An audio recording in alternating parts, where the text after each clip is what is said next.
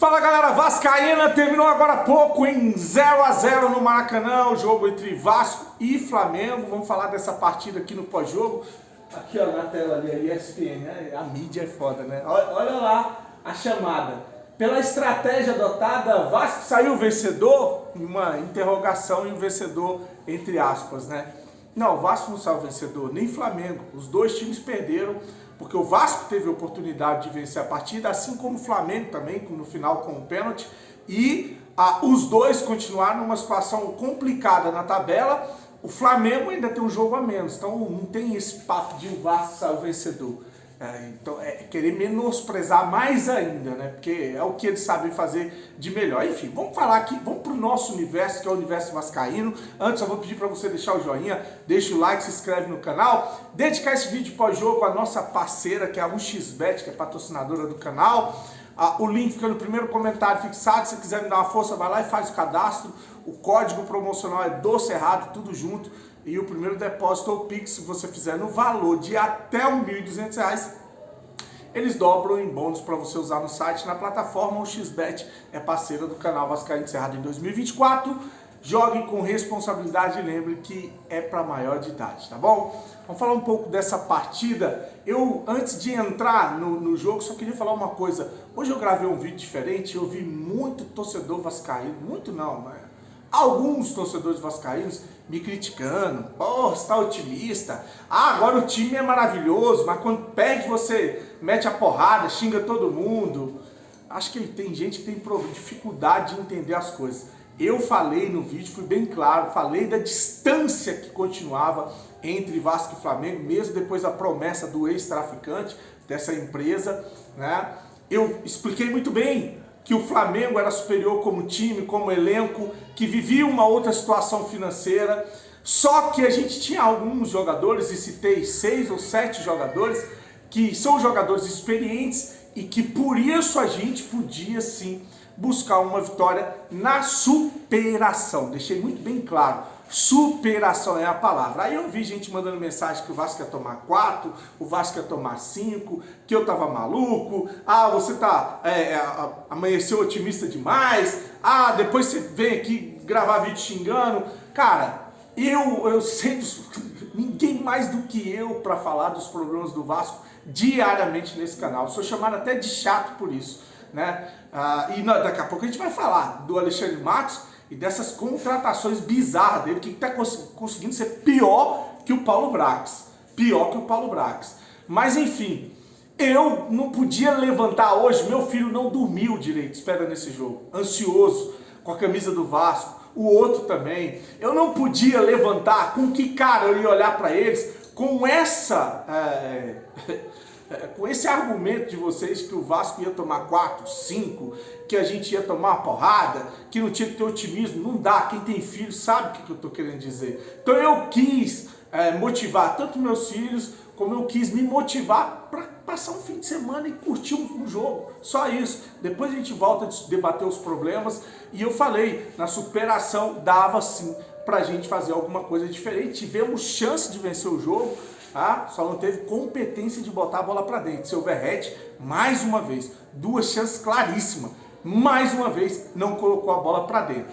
O Vasco entrou em campo diferente, entra com 3 zagueiros, só que não era o Rojas, ele entrou com o Léo, né? Então entrou com o Paulo Henrique, jogador, como eu falei, veloz, bom na recomposição, matou o jogo do Everton Cebolinha, principalmente no primeiro tempo, não deixou o Cebolinha jogar. Foi muito importante o Paulo Henrique, com o João Vitor, Medel e o Léo, né?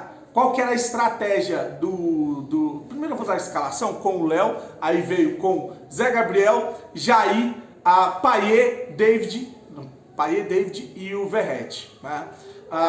A intenção do técnico Ramon Dias era dar liberdade para o Piton, porque você joga com o Léo fazendo uma função, dupla função. Ele era zagueiro, mas estava ali cobrindo a lateral esquerda, que é a posição de origem do Léo. Então você tinha o Paulo segurando um pouco mais, jogador mais veloz, segurando Cebolinha aqui, e o Piton com uma saída de bolas, que inclusive o Tite treinou o Flamengo pensando nessas avançadas do Piton, que é a melhor arma do Vasco. Dali saíram as jogadas para aquela cabeçada do Verratti, que o zagueiro do Flamengo salvou. Dali saiu a jogada para aquele gol que o Verratti errou, incrível, que a bola bate na trave. Então a estratégia foi bem montada, só faltou colocar a bola para dentro.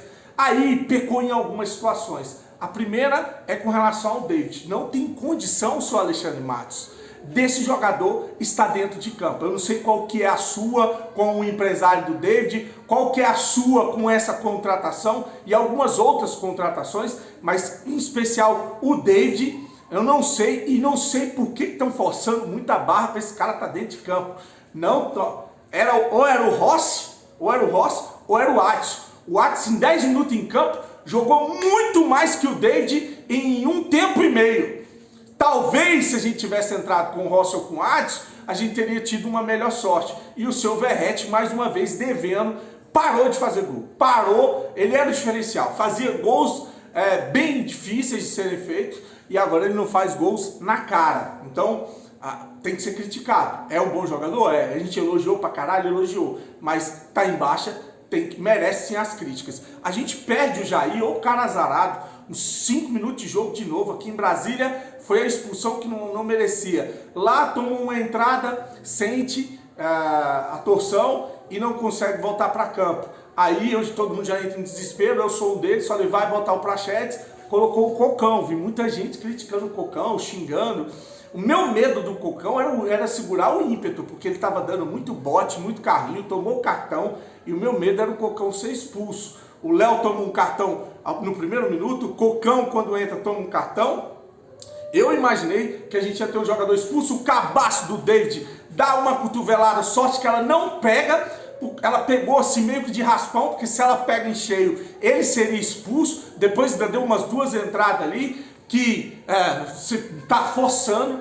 Eu não entendi porque o Ramon Dias escalou esse cara e manteve ele dentro de campo, errando bizonhamente, como ele errou no primeiro tempo, voltar com esse cara para o segundo tempo. Então esse foi o primeiro tempo do Vasco, que teve algumas chances. No segundo tempo o Flamengo chegou algumas vezes, o Flamengo pouco criou, essa é a realidade. O Vasco conseguiu neutralizar as jogadas do Flamengo, até porque o Vasco jogava com 3 zagueiros, 2 primeiros volantes, que eram o Zé Gabriel e o Cocão, e 2 laterais, um lateral que saía mais e o outro que marcava. Então a gente conseguiu meio que eliminar as possibilidades do Arrascaeta, do De La Cruz, do Cebolinha. Pouco o Flamengo criou nesse jogo, essa é a realidade. Essa é a realidade. O que eu falei, tiver que vir aqui criticar, a gente critica, eu estou falando de futebol. O Vasco teve a oportunidade de ganhar esse jogo do Flamengo, só que não teve a competência de colocar a bola para dentro. No segundo tempo, como eu falei, o Vasco não teve tantas chances como teve no primeiro, melhorou com a entrada do Adson, e ali no finalzinho o João erra o bote no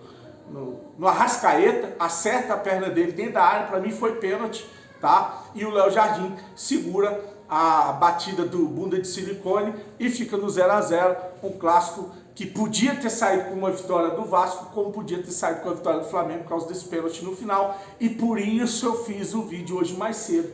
Clássico é clássico, né? Se botar o coração na chuteira, se jogar com vontade, se o Ramon usar uma estratégia legal como ele usou, só pecou para mim em questão do David, ele nem mexeu muito no time porque não tem peça, né, senhor Alexandre Matos? Não tem peça. Vai botar quem? Praxedes em campo, né? Tinha o Eric Marcos. Mas não dá para ficar inventando, mexendo muito. O time deu uma encaixada defensivamente, conseguiu bloquear as grandes chances criadas pelo Flamengo. O Léo Jardim quase não trabalhou, vi ele trabalhar em outros jogos muito mais, só teve ali a situação do pênalti que ele acabou salvando o Vasco. O Vasco conseguiu um empate em 0 a 0, que para o contrário do que esses caras estão falando ali, que o Vasco sai vencedor com um empate, não, o Vasco não sai vencedor com um empate. O Fluminense, a sorte é que o Fluminense, o Botafogo e o Flamengo, que a gente encarou, nenhum dos 3 ganharam, porque o Flamengo tem um jogo a menos, o Fluminense é o primeiro com 14 pontos, o Botafogo é o segundo com 11, Nova Iguaçu terceiro com 11, que eu falei, o Nova Iguaçu só pega agora time pequeno, não pega mais grande, o Boa Vista tem 10, é o quarto, o Madureira tem 9, é o quinto, joga amanhã contra a Portuguesa, né? E aí o Flamengo é o sexto, com um jogo a menos, tem 9, e o Vasco é o sétimo tem 9 pontos. Então não tem esse papo de que o empate foi o Vasco saiu vencedor, o rabo de vocês. O Vasco não saiu vencedor. Foi um empate que dava pra gente ter buscado essa vitória e que praticamente dificulta pra caramba, né? Praticamente deixa o Vasco fora dessas semifinais do Campeonato Carioca. Tem que ganhar do Audax, tem que jogar bem contra o Fluminense e o Botafogo. O Botafogo é adversário direto, né? Para poder tentar essa vaga. Né? Ficou bem difícil, mas dá para chegar ainda, beleza? Essa é a minha percepção e por isso eu fiz um vídeo hoje mais cedo, deixando, né, as minhas queixas e reclamações de lado para curtir um domingo de futebol com a minha família. Simplesmente isso. Né? É o que nos resta, é ter fé. O time realmente, falta muita coisa para ser um time, mas eu sabia que tinham jogadores experientes e que a gente podia sim buscar um resultado diferente. Curte, se inscreve, agradecer a você a força durante a semana, desejar para você uma semana abençoada. Fique com Deus e saudações vascaínas.